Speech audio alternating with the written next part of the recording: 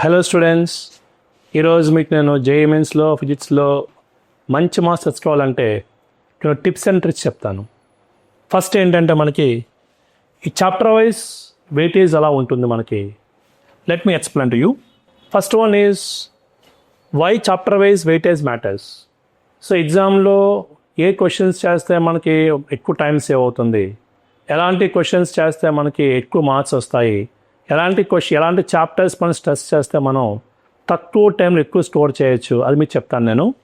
ఇందులోని exam structure.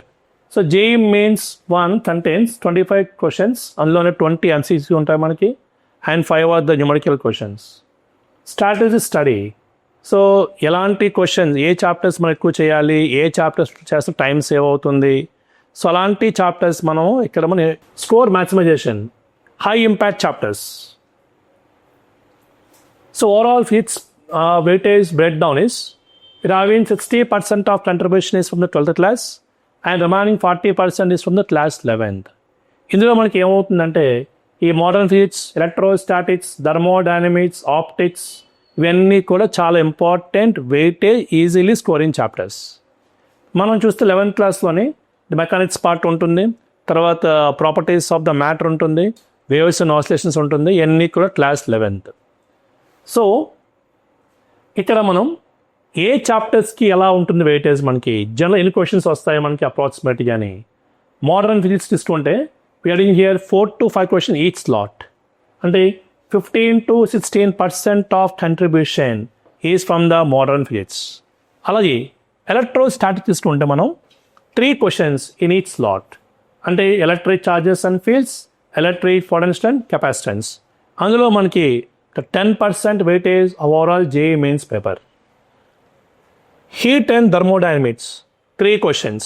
The weightage is again 10%. Ray and wave optics, 3 questions. The weightage is here 10%. Generally, 2 questions are from ray optics and 1 question is from the wave optics in general. Alage current electricity, 3 questions. అందులో మనకి again 10% is weightage. ఇందులో మనకి ఎలా అంటే ఇందులోని potentiometer, meter gauge, electrical measuring instruments that plays very important role in this chapter.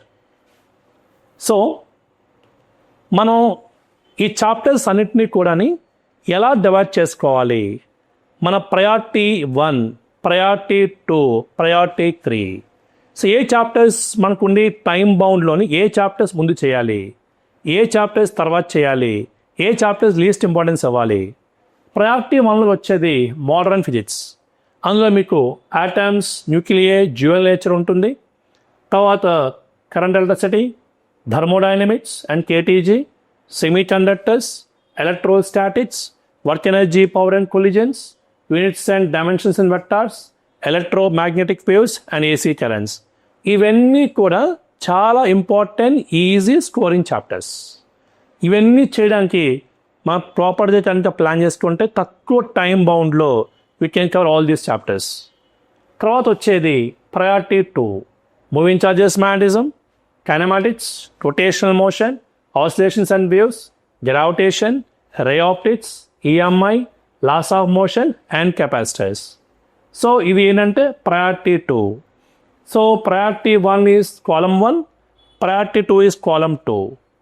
Priority 3, thermal properties of matter, properties of solid, fluid mechanics and wave optics.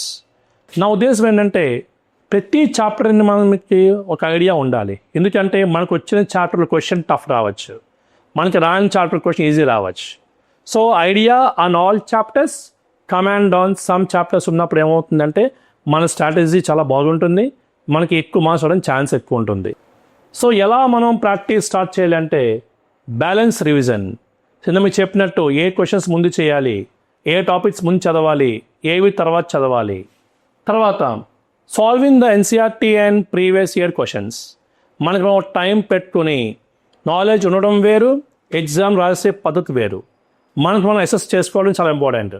మనకు వచ్చిన content మనం ఒక పీవాక్యూ రూపంలో మనం ఎంత వచ్చి మనం చెక్ చేసుకోవాలి in a given time bound.